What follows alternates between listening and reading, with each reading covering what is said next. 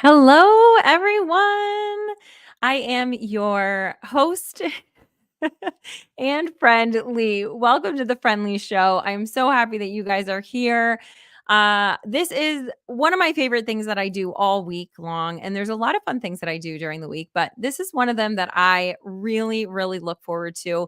And the biggest reason why is because of the engagement that you guys have inside of the comments. That's my favorite part. So, if you're listening to this in the audio version and you are not able to join us live, we do this every single Wednesday at 8 p.m. Eastern Time, 7 p.m. Central, or whatever the equivalent is for you.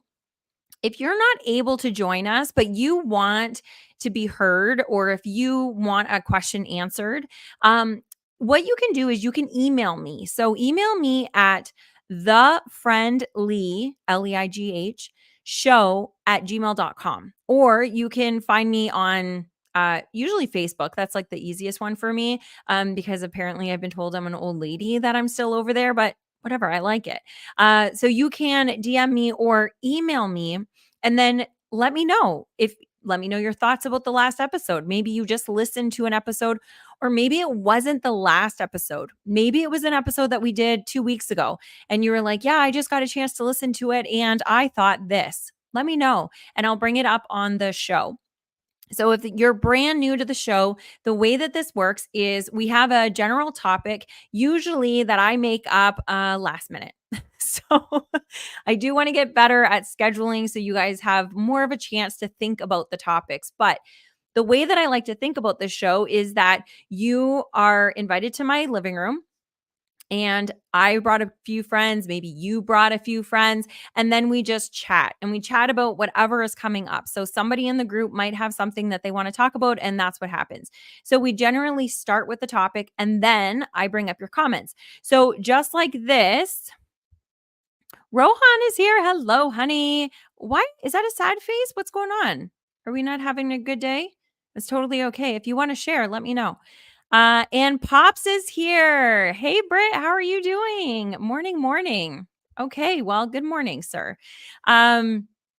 So that is what happens. I bring your comment right up on the screen. Now you're part of the show. Now you're part of the friendly show. If you are listening to us over on First Day Pod, you're in the absolute right place. Mike and I have not been great at keeping consistent on there, but I wanted to make sure that you guys still were able to be a part of the podcast because that is where we started our podcast life. At least that's where I started mine. Mike had podcasts prior to that. So I just wanted to make sure that I kept that going. So if you're listening to us on Twitter or X in First Day Pod, hello. So Rohan says, everything is good. Okay. So I want to share something that I've been doing a lot lately because I've noticed that a lot of people say, hey, how are you doing? And yeah, some people aren't expecting an answer. They're just like, oh, yeah, good. And then you just move on. But I'm going to just give you something to think about. And this is how I've been answering a lot of the time. Sometimes if people are just saying it in passing and I'm just like walking by them and they're like, how are you doing? I'm like, good. How are you? And that's fine because it's quick. Right. But friends, even if they're acquaintances, if they ask me, hey, how are you doing? I usually always will say now, life is challenging and today is, and then I fill in the blank with either, and today is one of those hard days, or, and today is one of those good days. Whatever it is, whatever I'm feeling, whatever's going on, even if it's a really great day, then I'll say, life is challenging, but today's one of those really great days. I start with um, life is challenging because it's true. It's just true. And if life isn't challenging and it has never been challenging for you, then kudos. But I don't think that's true because it's challenging for all of us. What happens is some of us on some days are able to handle the challenges easier, right? But life is challenging. There is no debating it. So that's how I've been answering it. And what that's done for me is it's created community and deeper conversations where before when friends would say, hey, how are you doing? And I'm like, oh, good. Or, oh my gosh, it's going so good because this is this. It's not allowing them to be able to show up authentically the way that they are feeling because if they're having a bad day, they don't want to bring me down, quote unquote. I just did the bunny ear quotation things because it's not bringing somebody down by saying what you're going through. But a lot of us feel that way. So, hello, Ed. You made it. Hi, hi. Okay. So, but they won't. Or people think that, oh, she's always so happy. Everything goes really well for her and she just wouldn't understand. And quite frankly, I think we can all understand that life is challenging. So I just wanted to throw that out. That has nothing to do with what we're going to be talking about today, although it kind of does actually. So today, what I've decided is that the whole month of May, we are going to be talking about happiness and we're going to be talking about different areas of happiness, how it relates to different things. And so if you have an idea of what you want next week's topic to be, go ahead and put it in the comments and let me know you want happiness and fill in the blank, whatever that means. I didn't get any of that from any of you guys this week. So I made it up and I made it up about 10 minutes ago. And what I made up was happiness and community. And then I said, happiness and community. What's the connection? And then I was going to say, get it?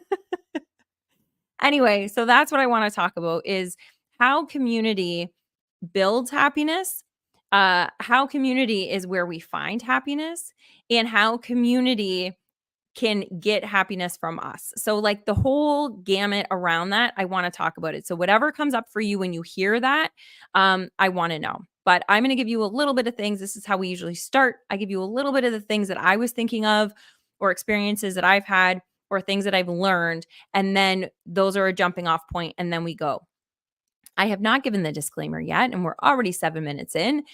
So the disclaimer is I am not a healthcare professional, nor do I pretend to be.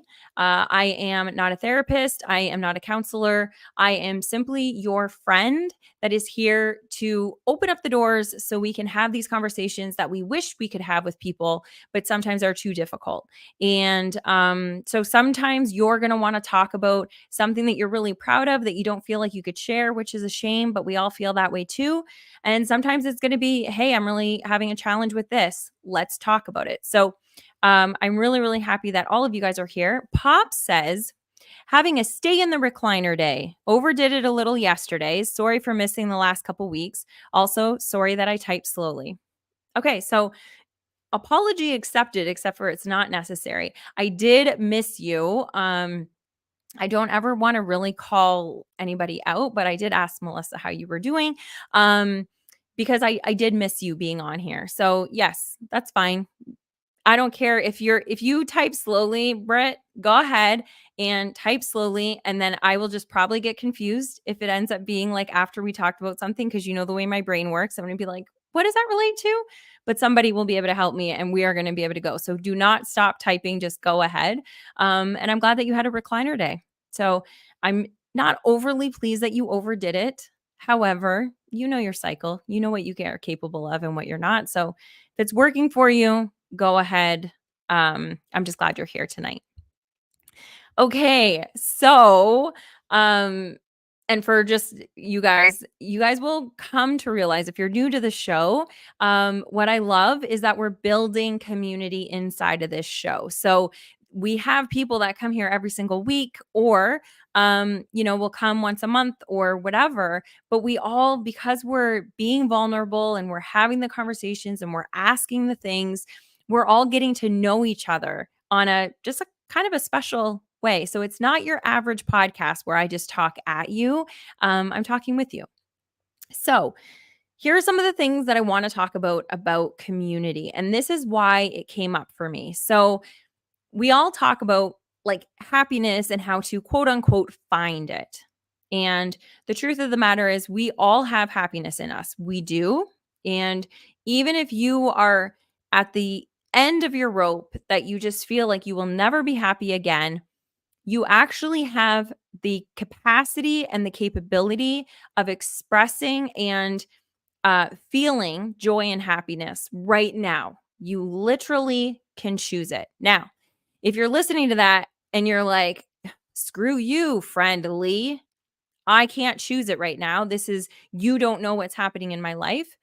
It is true that you can choose it. And it is also true that it's freaking hard to choose all the time.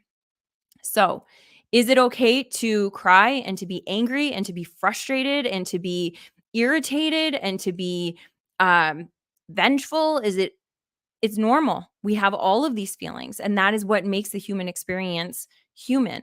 The other thing is that it would be very difficult to know that you're happy if you don't have anything to compare it to. If you were happy 24 hours a day, 7 days a week, it no longer would be happiness. It would just be.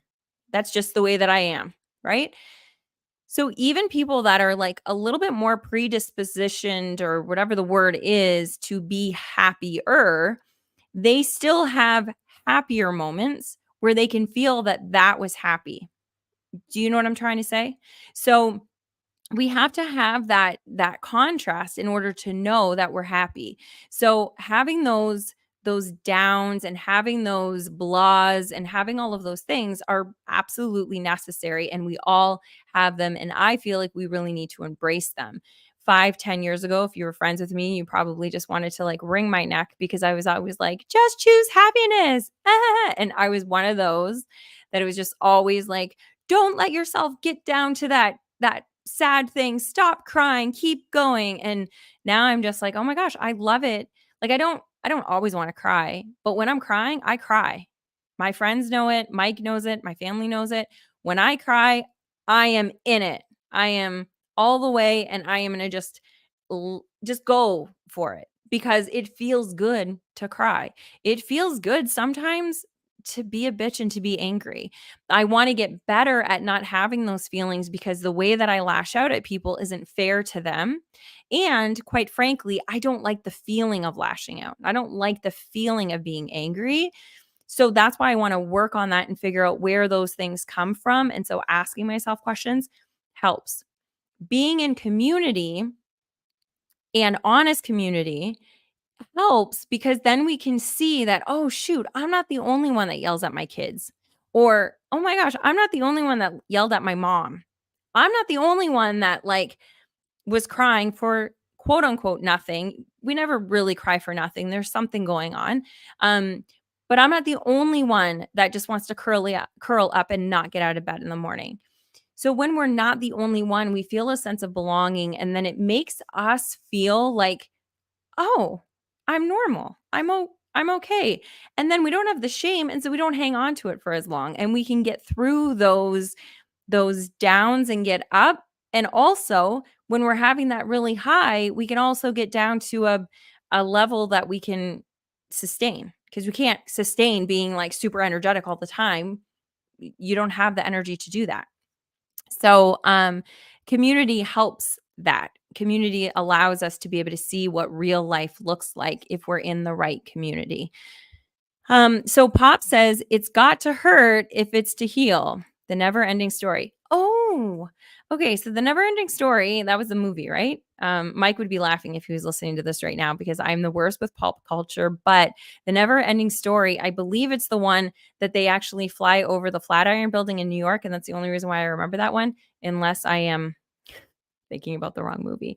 Anyway, so I'm not sure about the reference. It's got to hurt if it's to heal, but I understand what that means. And unfortunately, it's absolutely true. We've got to get through it in order to heal.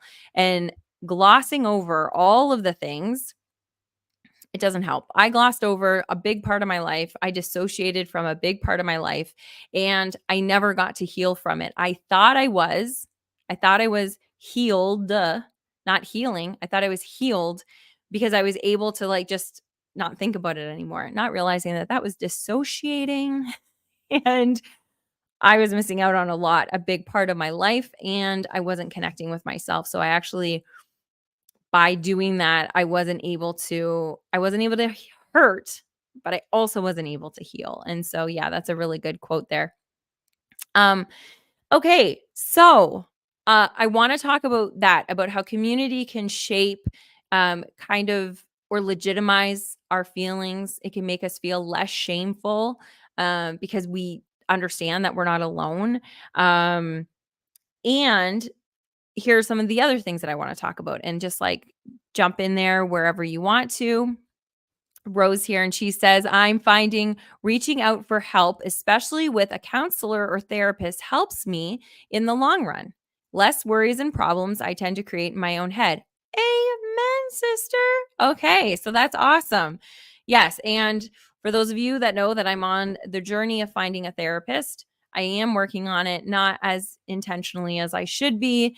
And if my cousin is here, we had a an accountability thing that we were both going to have our first session done before May 1st. And he had his scheduled for tomorrow, and I still don't have mine scheduled. So I got to get on it. But this is good, Ro. Thank you so much for Rohan. Sorry.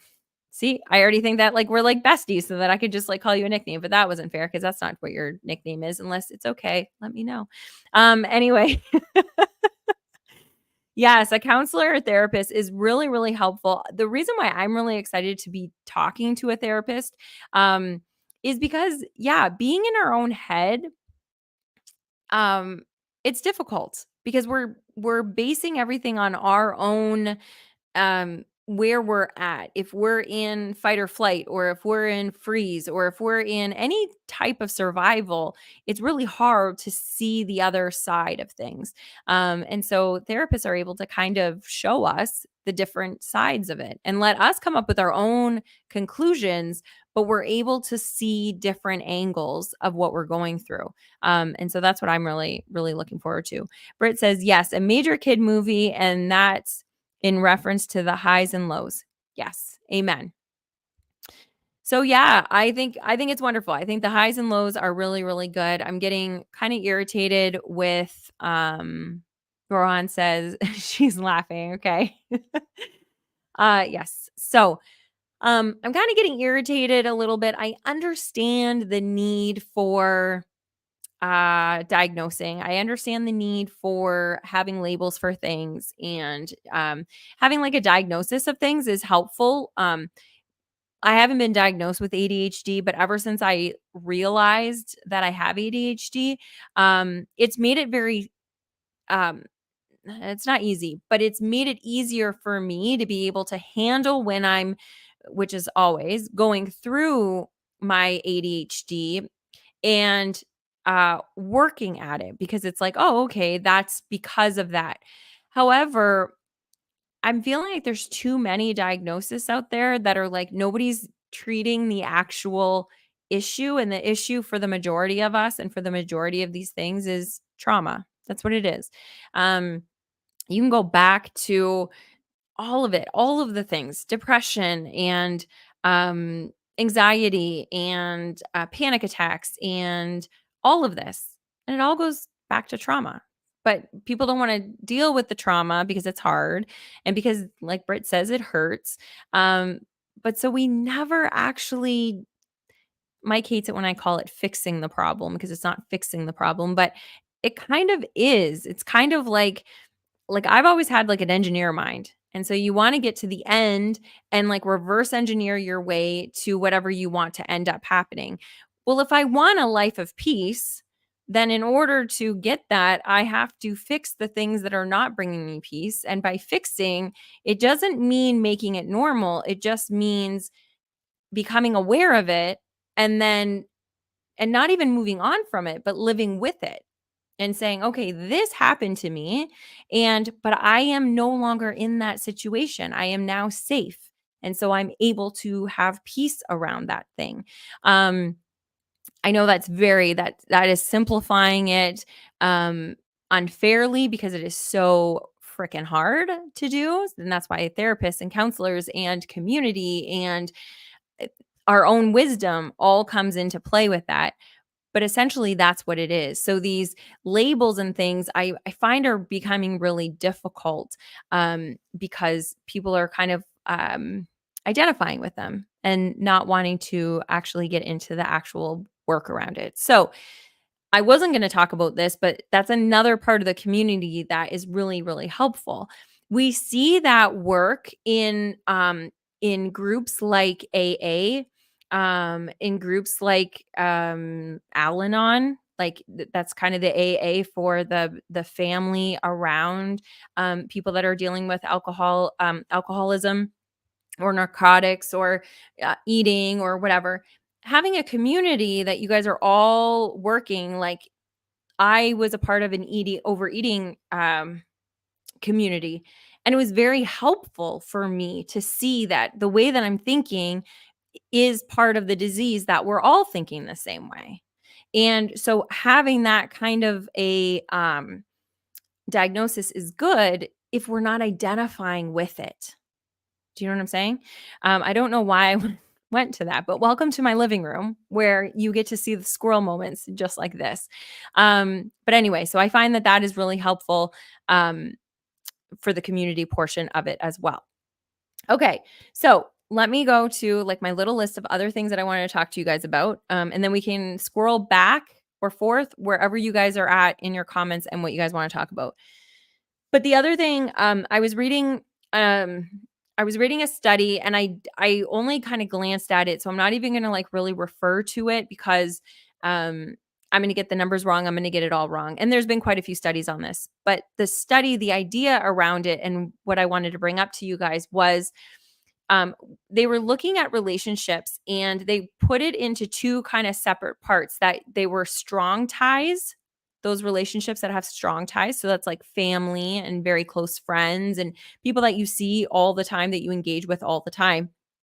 And then there are the weak ties. And those are people that you're just passing on the street, the cashier at the grocery store, people like that. And what they were trying to figure out is, in community, which ones are both of them important, or is it just the strong ties that are important? Does it only matter that you have a significant other, or that you have a good family, or that you have very deep relationships with your friends? Is that what's going to bring you happiness and a sense of belonging? And thankfully, the answer was no. So those do absolutely help. There's no denying that having deep relationships absolutely help with our sense of belonging and our sense of happiness. However, these weak ties, these people that you may never see again, and we talk about this all the time in the Facebook group, those are also a good indication of how much we feel like we belong to a community. And so I want you to think about it. What is preventing you from feeling like a sense of community? Is it that you are staying home and you're not going out and you're not doing anything? You're having the groceries delivered to you, and you're leaving them on the porch, because there's a lot of people that still do not want to see people. Um I should reframe that are trying not to see people. Do they want to? Deep down, we are animals that need to have connection. That is just the way that it is. We can pretend that we're better alone, but we're not.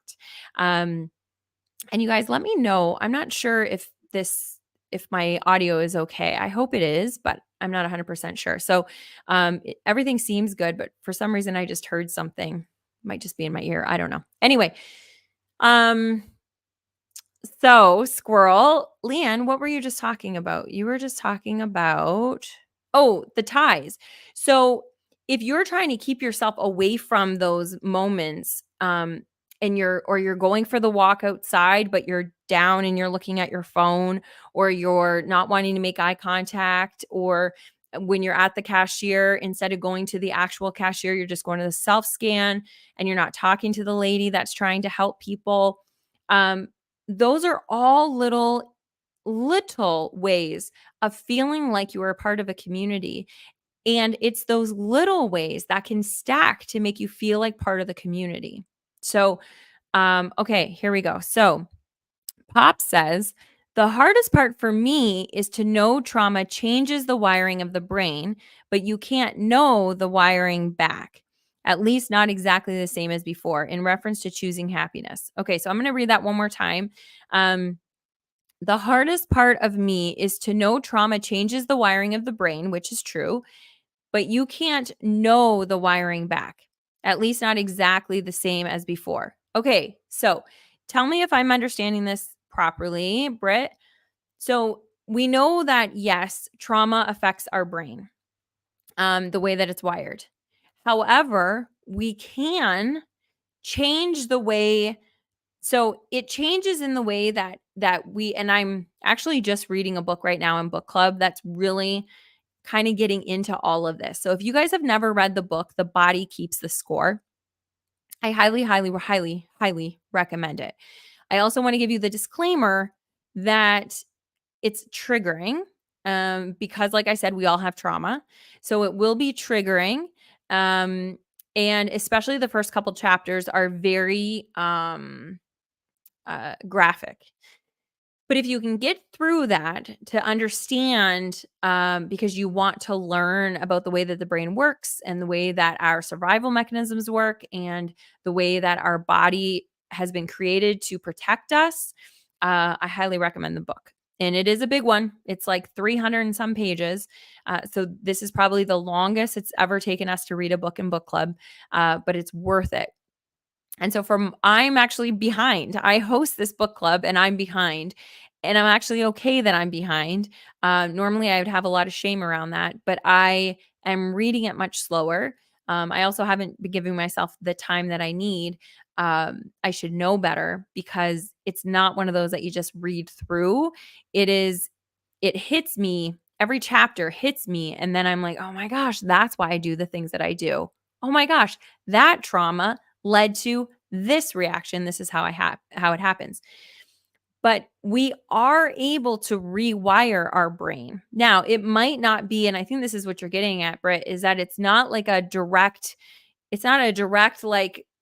like mechanical, this wire is broken and now you can solder it back together. Like it's not that like, oh, let's go see what this was and now let's go back. Because the other thing about trauma, which I'm just learning and just seeing about myself, is trauma manifests in a way like the response to the trauma manifests in a way that is like it's different for everybody and it does not make sense. So there are things that happened that like the same thing could have happened to me and to my sister. We both could have been in the same car doing the same thing, been the same like proximate age. Everything could have been the same. And for her, it could have not been a trauma. And for me, it could go into my adulthood that I can't be in that car. I can't be in a car or I have claustrophobia or whatever it is. So the way that quote unquote traumas affect us, nobody knows what actually is happening there. But basically, what's happening is you don't feel safe in that moment, and that's why children. That's why when people are asking about trauma, it's like, when was the first time that you remember feeling this way or experiencing this thing or whatever it is, because it usually is rooted back in childhood and has nothing to do with, I mean, specifically, it might have something to do with your parents. But looking back at your childhood isn't necessarily a ding against your parents, because your parents could be the best parents ever. They could have got awards for being the best parent ever. But as a child, our brain isn't developed enough to be able to see things the way that adults would see things. So, that's why the game Peekaboo works for kids, but I can't look at you guys and be like, "Peekaboo, look, I'm here. Now I'm not. Here. Now I'm not." But you can do that with a child where the child thinks, "Oh my gosh, they're gone. Oh no, there they are because they're looking at me now. Oh, they're gone. Oh, now." That's literally a peek into the child's brain. And so the best parent in the world could have left to go to another room, and that child could now feel abandoned because the parent left when they weren't expecting them to leave. Like it's that simple. And then what's the hard part, because it changes our brain, now we're looking for evidence of the next time somebody's going to abandon us and the next time that that's going to happen. And we're super vigilant and we're super aware. And so now everybody looks like they're abandoning us. And now we protect ourselves. And that's where that wall comes up that people say, oh my gosh, my girlfriend, she never lets me in. Well, that's why, because she has those issues. And so now she's just protecting herself. If she went through therapy and counseling and tapped into it and realized that that was then and that is not now, that now she is safe, then it would be different. But because we're not aware of that, then it's very difficult for us to be able to rewire our safeness, because we don't actually even realize that we're unsafe. We just feel weird. It feels wrong. And then we start thinking that that's our intuition, that it's like, oh, I just got to trust my gut. All men are bad. I just got to trust my gut because all women are this, or all whatever is unsafe, because our body keeps the score of something that has happened a long time ago and it's protecting us, which is pretty freaking awesome if you think about it, because our body is that smart that we don't even have to know. Our body knows. The scary thing is our body doesn't have a discerning ability to be like, oh, wait, you actually weren't in danger. It just felt like you were in danger, and it can't turn that on and off. We have to program that. So, okay, I think I'm in one of those moods, guys. I'm gonna jump on a little here's my rant. So I feel like I need to apologize. Um, I don't know if that kind of talked about what you're saying. I understand, Britt, that that is a hard thing because it's not linear. It's, but we do get to program our brain to feel safe. And I'll tell you, one of the things, and again, I'm not a therapist. So whatever I'm telling you, this is my disclaimer, you guys. Whatever I'm telling you, if it sounds right and you want to try it, go ahead. But if you feel like, oh, I don't know, like that goes against what my therapist is telling me, then wait until your next session with your therapist and go to your therapist and say, hey, I was listening to this show. And I'm sure she'll roll her eyes and say, I was listening to this show and this gal was talking about fill in the blank. I think I want to try that. But what do you think? And then you talk to them. So, whatever you listen to on this show that you think, hey, that might be good for me, talk to a healthcare professional to see if that makes sense for you, or trust yourself to do an experiment. And an experiment just means that you're just going to try it out for a few days and see how it works out. Not everything works for everybody, because if that was the case, I would be able to write a book that was the answer to everybody's life's questions, and I would be a multi-gazillionaire. Everybody would read it, everybody would be fine, and then we would have no interest in our future because it would just be like, oh, everybody's just running around. I don't know. I don't even know. Would you be really super happy Would you be really super happy if there were absolutely no problems? Kind of goes back to the thing that I said in the beginning. If we had all of our life's answers or questions answered, would we actually be super happy, or would we just be, and there wouldn't be those ups and those downs that make life exciting? I don't know. Question. Anyway, here we go. So Britt says, right. And since the wiring is now different, choosing happiness has to be relearned. The knowledge of it all doesn't fix it instantly like the trauma broke it. Right. Absolutely. Super good point. Yes. So trauma did break it, right? So trauma and break it, just whatever that means. Like, to me, that just means that that one wire that was in your brain, it was like, oh my gosh, that's it. And then it kind of broke.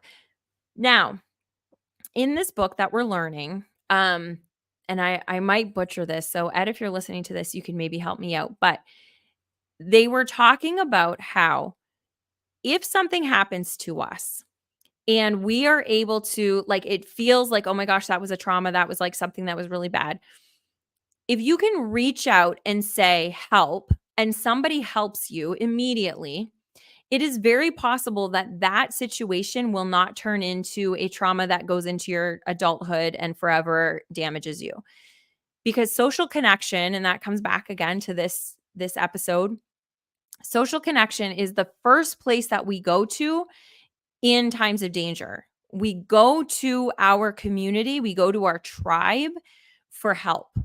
Now, if the tribe is not there to help, then so now that would just be like, okay, so I say help right now. I just like, I don't know. Let's say like I got my hand stuck in something and I can't get it out because I need like two hands to open the door. I don't know.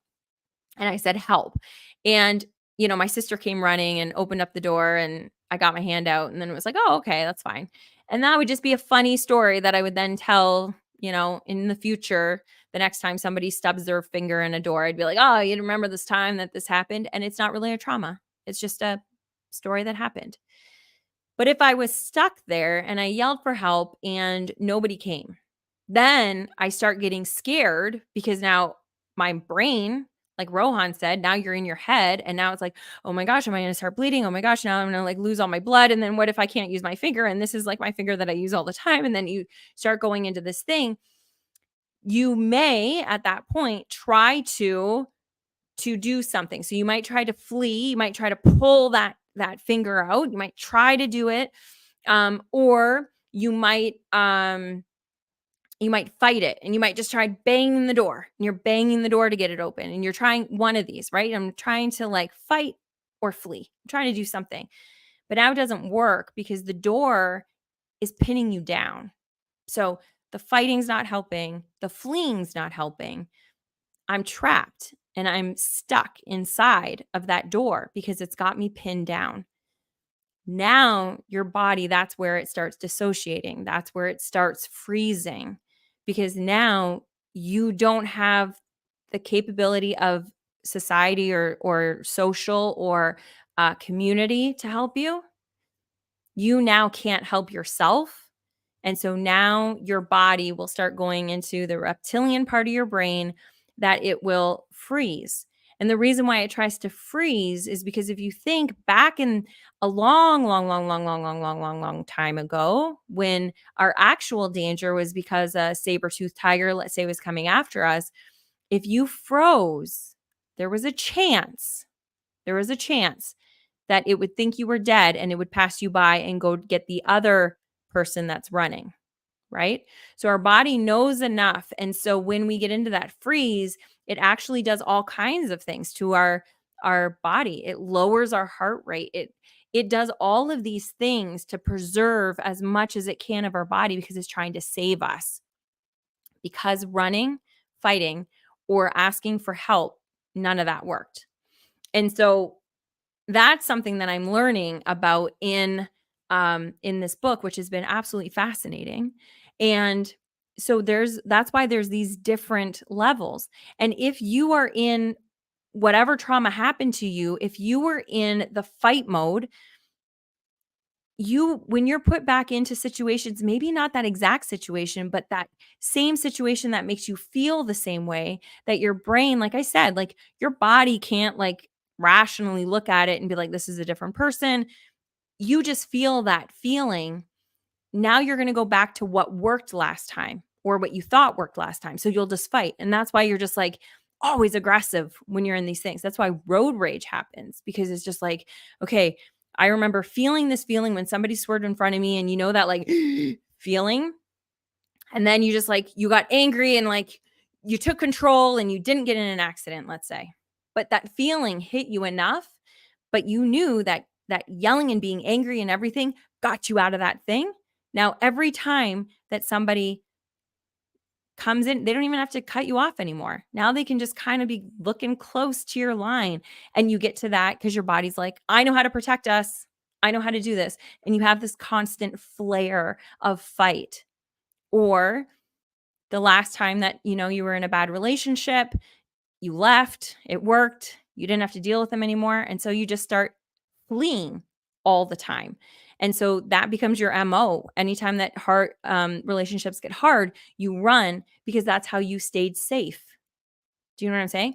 So that's why it's so fascinating. The way that it transpired in the very beginning is actually the way that we keep kind of doing it. Yes, it can change, but that's why it's so interesting to do the work to figure out what happened in the beginning, so we can see that, oh my God, I break up with every single one of my boyfriends. Like, this was me.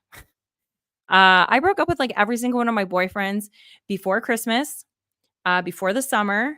I had a couple boyfriends that I feel so bad for. I feel like I need to go to apologize to them. We were together for like 2-3 years, and it became that they just knew, like, my birthday, I would break up with them before. Summer, I would break up with them before. Christmas, I would break up with them before, because I was like, if I break up with you, then you can't hurt me on those special occasions. So that was part of my defense mechanism. And I just kept repeating it because I never questioned it. Okay, so again, another rant. I guess I'm just in that mood today that I'm just gonna be like, here's all the things that I'm thinking. Okay, so Britt says, on the question, if all the problems were, oh, okay, thank you. Yes. So if all the problems were answered and it would just be blah.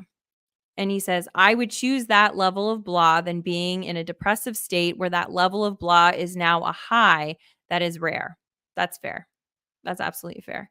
And I'm hoping that, so being in that depressive state, I'm really hoping that, like, as because you seem to be really self aware, that you're able to kind of figure out these things that are working for you. Like, you've got it down that, like, okay, when I'm having a good day, then I'm able to do more. And you do push yourself, knowing that you're going to have a recliner day the next day. So you're able to do all of that.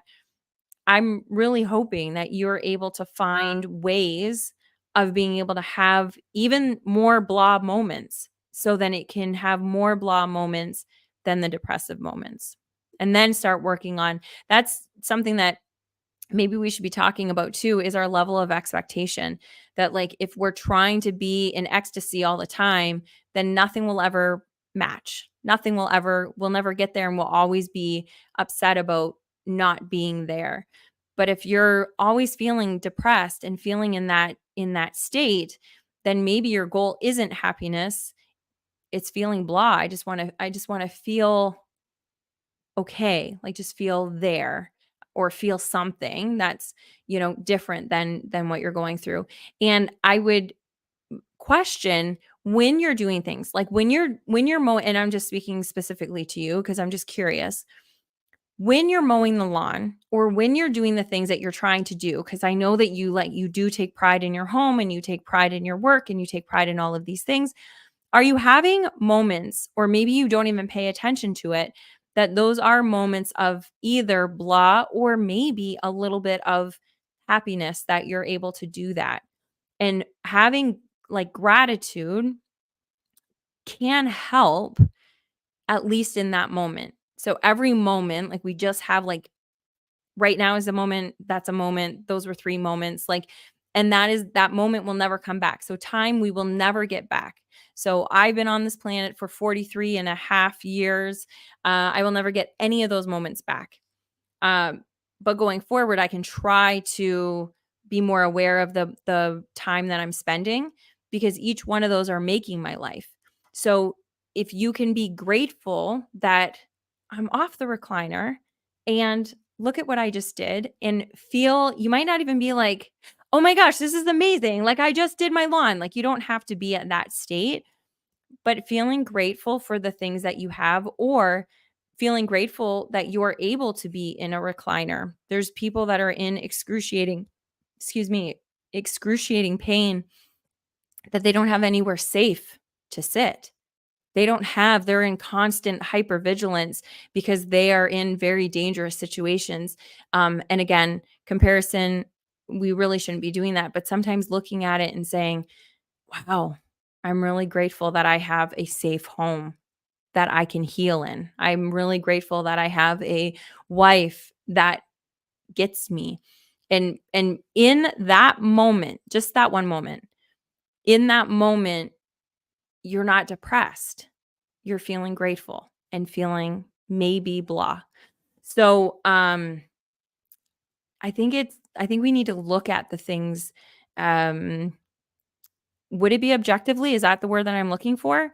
To see those moments, because we kind of get stuck in, I'm always feeling this way, because it's the most that we're feeling. Like, we're, you know, out of, let's say, out of a 24-hour day, you're depressed, 23 of the hours. But if there was 1 hour or 1 minute in there that you weren't, if we could focus on that and then start, what brought me a little bit of joy in that, or what brought me a little bit of blah in that, and start creating some of those. And if that's gratitude or whatever, then we can start, like, just piling up these little baby moments.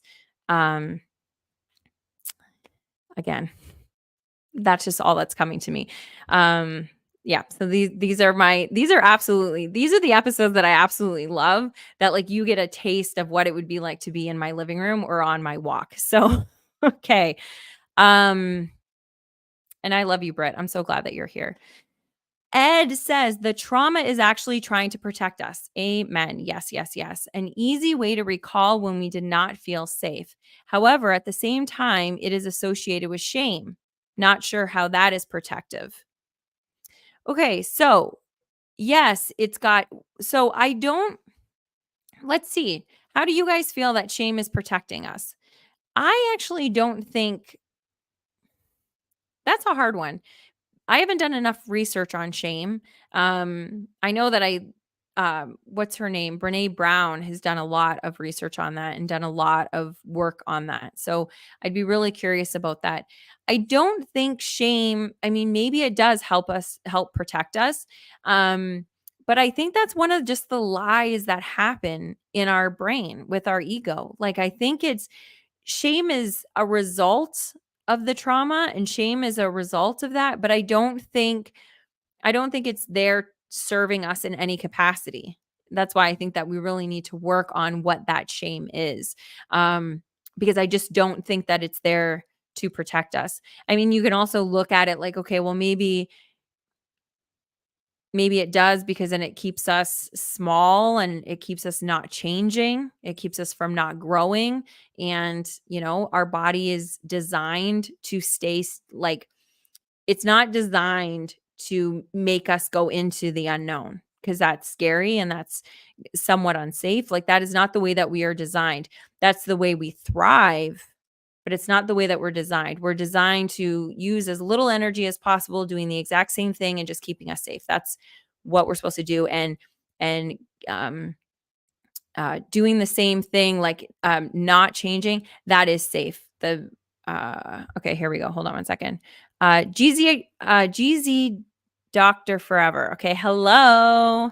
Also, I'm sorry if I butchered it again. I got to look you up. Actually, I tried to look you up. I tried to go on Twitch and try to look you up to like figure out what that meant. And I also wanted to say hi and thank you so much for coming back to the show. I love that you're here.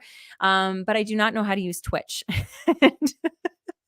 I think I might have even live chatted you at one point and then deleted it. So if you saw that, that's what that was all about, is just me trying to figure Twitch out, and I've given up on that. So anyway, welcome back to the show. Glad you're here. Did you ever break up with one of the dudes because you didn't want to buy them a gift around Christmas, Valentine's Day, and a birthday? Hey, I mean, talk about knowing me. Yeah, maybe. It was a lot cheaper that way. It's possible. Who knows? Yes, I hate giving gifts. It's funny.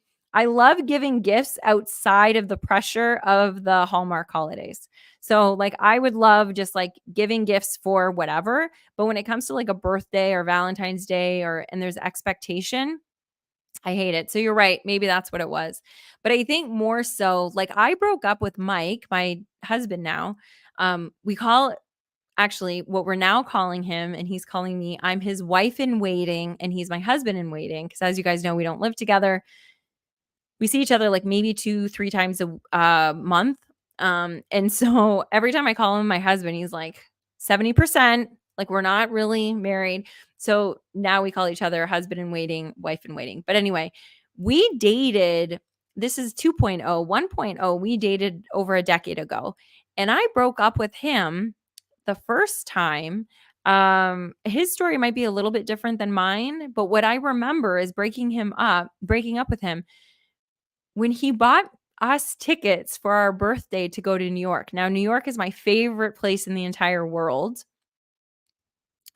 Oh my gosh.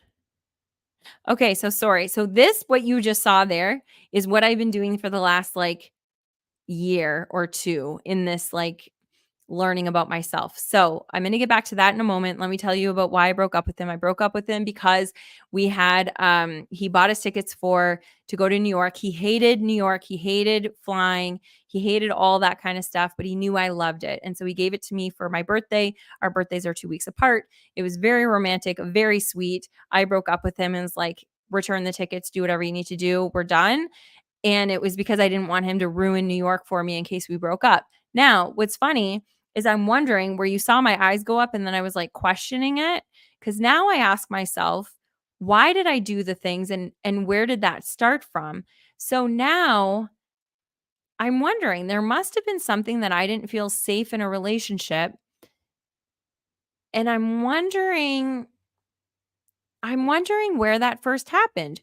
Where was I in a relationship that I felt like they hurt me and that I needed to get out first, or that they ruined a Christmas for me? There's something to it. It might not be an exact relationship, it might be a friendship. Ooh, okay. Thank you for asking me that question, GZ.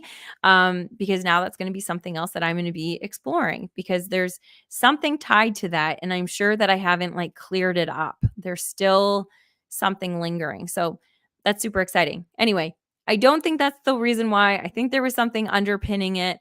But we can just say that I was cheap and didn't want to get them a gift. That makes it a lot more of a fun story. Okay. So Pop says, yes, days that I'm able to work, it's great to be out of the recliner and I don't want to push it because of recliner days, but I do want to push it in order to strengthen so I can go further. Okay, so that comes to, what did we call it? There was do you remember? Um, Pacing. That's where the pacing comes in.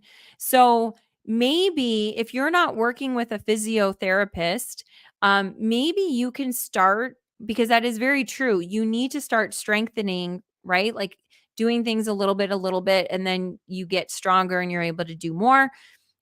But I wonder if like you start getting systematic about it, that like, okay, on my good days I'm going to do, and figure out what that starting off point is. So if it is, cutting half of the lawn, because I know you guys have big property, cutting half of the lawn, and then even though you could push yourself and do the rest of it, you say nope, not even in an hour, not even if I go lay down, nothing. I don't do any more today. If I'm feeling good tomorrow, I can do the other half of the lawn, and start making yourself like a gamify it and figure it out.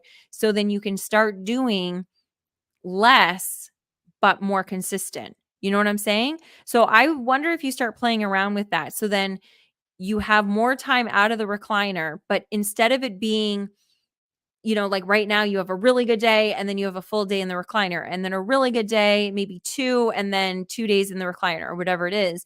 Maybe you'll be in the recliner every single day for the next month, but instead of being all day, it'll just be like 6 hours, and then it'll go down to like 5.5 hours, and then it'll go down to 4 hours. And then eventually it'll get down that like, your groove of what you can do and what you can't do. And you're really learning your body. Um, the thing that's not fun about that is that it takes like us really tuning into ourselves. And that's something that I'm learning. Like it's really hard. I dissociate from myself so much. So we just found out, I mean, we didn't find out exactly. I have to wait. It's going to take 6 weeks for me to get like the imaging and all that kind of stuff, but they're pretty sure, and I'm pretty sure I tore my rotator cuff. So you guys know I've been dealing with this pain for a very long time.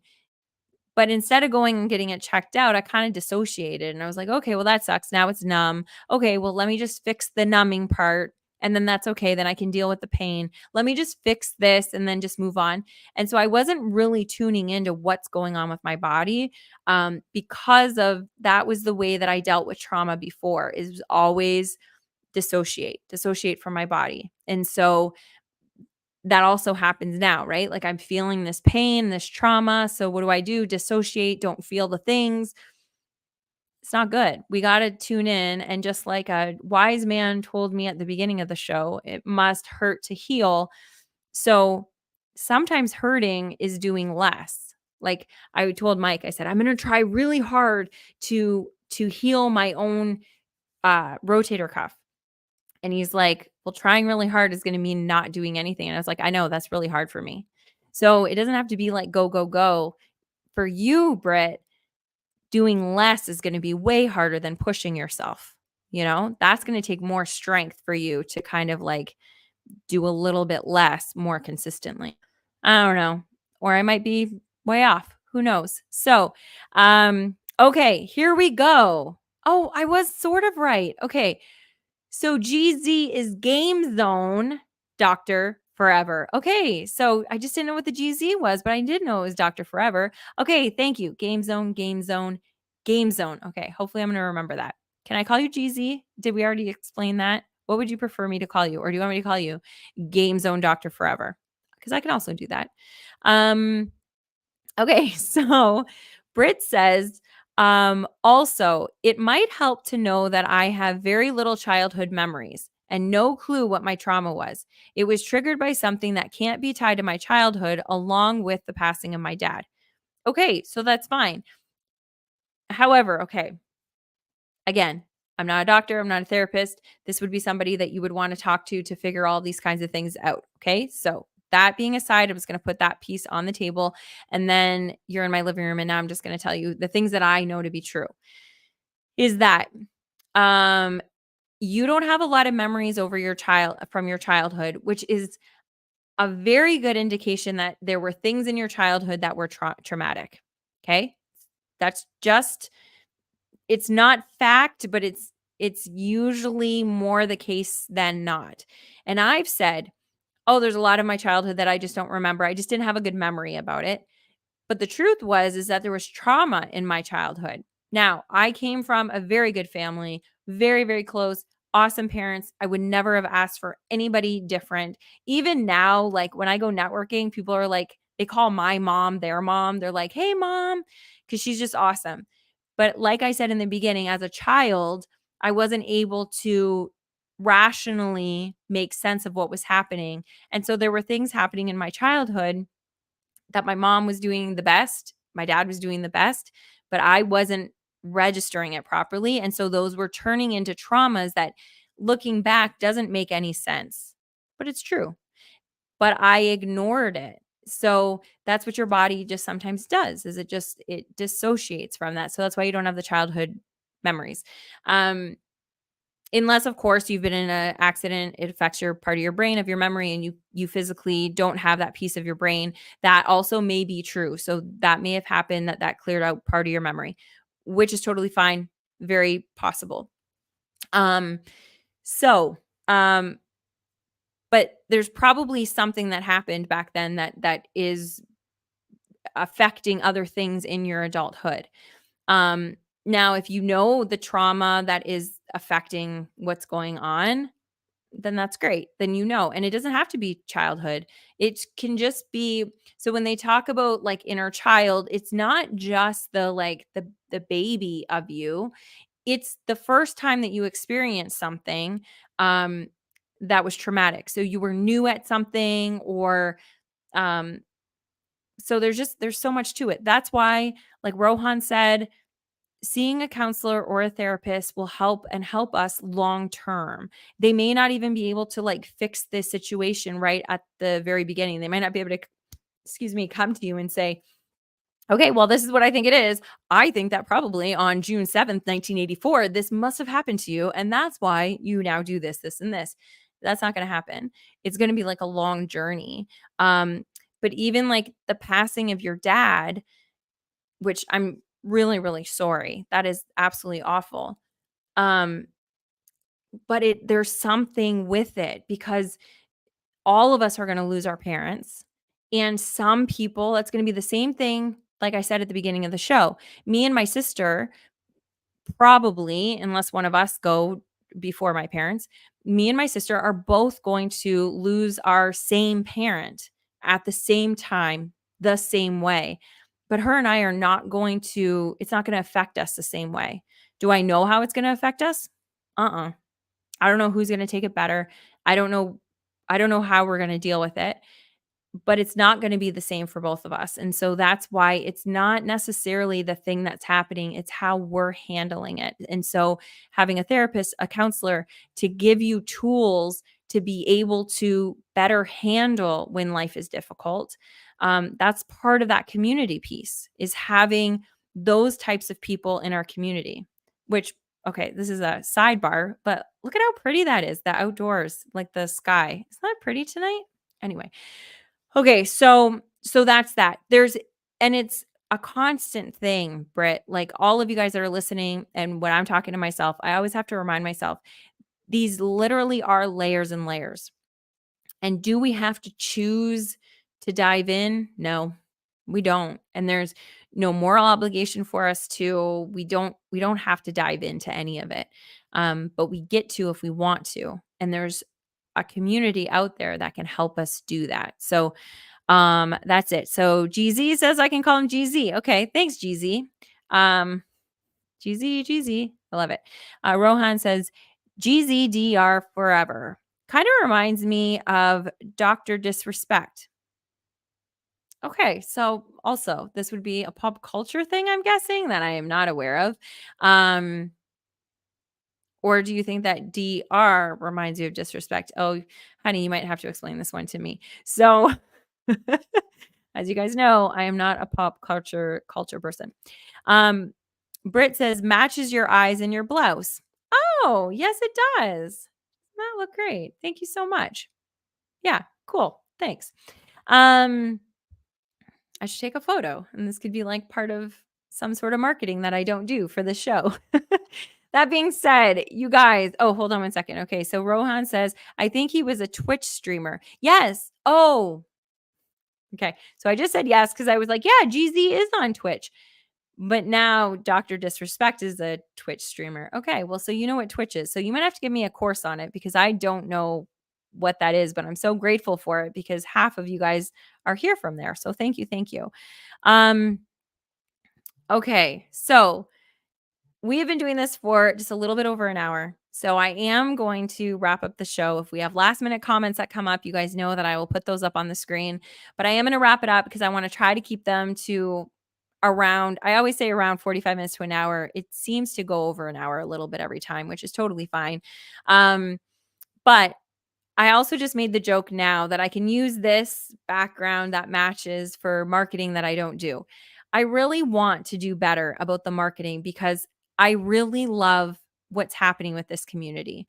But you could do me a favor, and I would absolutely love it if you would do this. If you are on YouTube, if you could do whatever you need to do to like subscribe or hit the bell or whatever you have to do, I'm going to have to learn what to properly ask you for. But if you could do that, that would be really good. If you're listening to this in the audio version and you like this show, if you could subscribe or like or do whatever it is that you do for the podcast streaming thing that you listen to, I would really appreciate it. Also, if you think that this would be good for another friend, we record this live every single Wednesday at 8 p.m. Eastern, 7 p.m. Central, or whatever the equivalent is for you. And I would love for you to invite your friend into my living room on Wednesday nights so we can all be a part of the show. I love you guys so, so much. Here we go. Okay, so GZ says Finland was voted for the 7th time in a row as the happiest place on earth due to their social safety net, which includes mental health services and financial services. If only we can duplicate that in the USA. Amen. There's a lot of things that we really should be looking at other countries to be able to duplicate.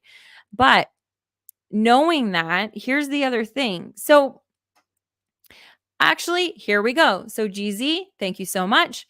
Let's make next week's episode, what can we learn from the happiest countries? Okay. So if you guys want to do homework, you guys can go do homework and you can learn about all of those things. It's on the World Wide Web. And then you can come back and we can talk about it. But here's the whole thing is that if we know that those are a couple of the things that bring happiness to that country as a whole, but the US or Canada are not providing that, how can we provide those things to ourselves? So mental health services, those are available. And they're available at a cost, yes, and some of us are not able to afford that cost, but you can figure out there are like CBT free things that you can do, that you do self-evaluation, self things like that. You build community that you can have conversations like this with somebody, having the therapy, find ways to make it work. A lot of us say that we don't have the money for therapy, but then we have money to spend on shit that doesn't matter. So make it a priority. And so even though the whole country as a whole isn't able to do that, maybe we're able to build that for ourselves. Financial services, maybe deciding I'm going to become financially literate this year. That's one of my goals for this year.